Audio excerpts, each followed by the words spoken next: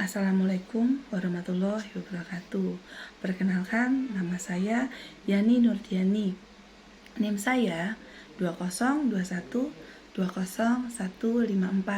dari kelas paralel Fakultas Ilmu Hukum Universitas Muria Kudus. Kali ini saya akan menjelaskan mengenai materi pembuktian dalam hukum peradilan agama menurut ketentuan hukum yang berlaku. Pembuktian dalam ilmu hukum merupakan suatu proses, baik dalam acara perdata maupun pidana, di mana dengan menggunakan alat-alat bukti yang sah, dilakukan tindakan dengan prosedur khusus untuk mengetahui suatu fakta atau pernyataan, khususnya fakta atau pernyataan yang dipersengketakan di pengadilan, yang diajukan dan dinyatakan oleh salah satu pihak dalam proses pengadilan itu benar atau tidak seperti dinyatakan itu.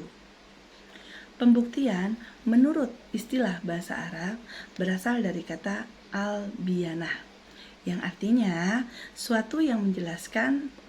Al-Qaim Al-Zawiziyah dalam kitabnya At-Turuq Al-Hukmiyah mengartikan bainah sebagai segala sesuatu atau apa saja yang dapat mengungkapkan dan menjelaskan kebenaran sesuatu.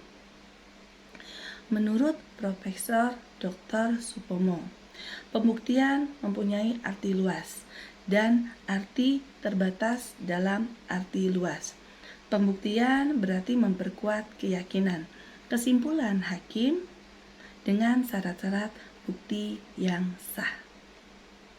Dalam arti terbatas, pembuktian itu hanya diperlukan apabila yang dikemukakan oleh penggugat itu dibantah oleh tergugat.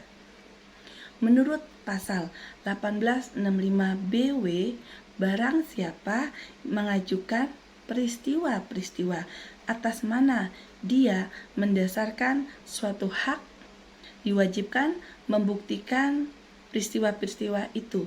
Sebaliknya, barang siapa mengajukan peristiwa-peristiwa guna pembantahan hak orang lain, diwajibkan juga membuktikan peristiwa-peristiwa itu. Hukum pembuktian dalam hukum Islam yang termuat dalam Al-Quran sebagai salah satu sumber dalam penyusunan hukum acara peradilan agama menyebutkan bahwa pembuktian tidak hanya semata-mata dalam arti dua orang saksi, akan tetapi juga dalam arti keterangan, dalil, dan alasan baik secara sendiri-sendiri maupun kumulasi. Dasar hukum pembuktian. Hukum pembuktian perkara perdata diatur sebagian dalam HIR dan RBG, juga dalam RV dan dalam BW KUA Perdata. Sedangkan untuk lingkungan peradilan agama diatur dalam Undang-Undang Nomor 7 Tahun 1989 yang diperbaharui dengan Undang-Undang Nomor 3 Tahun 2006 dan revisi kedua Undang-Undang Nomor 50 Tahun 2009. Pasal 54 dari Undang-Undang Peradilan Agama berbunyi, hukum acara yang berlaku pada pengadilan dalam lingkungan peradilan agama adalah hukum acara perdata yang berlaku dalam lingkungan peradilan umum, kecuali yang telah diatur secara khusus dalam undang-undang ini. Dalam pembuktian harus ada alat bukti. Alat-alat bukti tersebut antara lain pembuktian dengan surat atau alat bukti tertulis, keterangan saksi, persangkaan hakim, pengakuan sumpah, pemeriksaan setempat atau deskente, serta keterangan ahli. Alat bukti sumpah diatur dalam HIR pasal 155 sampai 158, 177, RBG pasal 182 sampai 185 dan 314, dan BW pasal 1929 sampai 1945. Terdapat 3 macam sumpah sebagai alat bukti, yaitu sumpah pelengkap, sumpah pemutus, dan sumpah penafsiran. Pembuktian yang secara khusus diatur dalam Undang-Undang Nomor 7 Tahun 1989, terutama menyangkut tentang sengketa perkawinan adalah 1. Pembuktian dalam permohonan cerai talak pasal 70. 2. Pembuktian dalam gugatan perceraian didasarkan atas alasan salah satu pihak mendapat pidana penjara pasal 74. 3. Pembuktian dalam gugatan perceraian didasarkan atas alasan tergugat mendapat cacat badan atau penyakit dengan akibat tidak dapat menjelaskan kewajibannya sebagai suami pasal 75. 4. Pembuktian dalam gugatan berdasarkan atas alasan sikap pasal 76.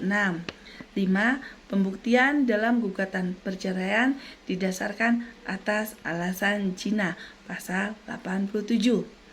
Alat bukti persangkaan dalam hukum acara peradilan Islam disebut al-qarinah. Qarinah menurut bahasa artinya istri atau hubungan atau pertalian. Sedangkan menurut istilah hukum ialah hal-hal yang mempunyai hubungan atau pertalian yang erat sedemikian rupa terhadap sesuatu sehingga memberikan petunjuk.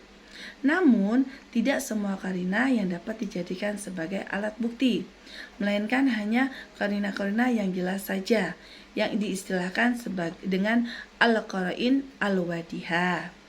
Kriteria al-qarain al-wadihah sebagai alat bukti yaitu 1.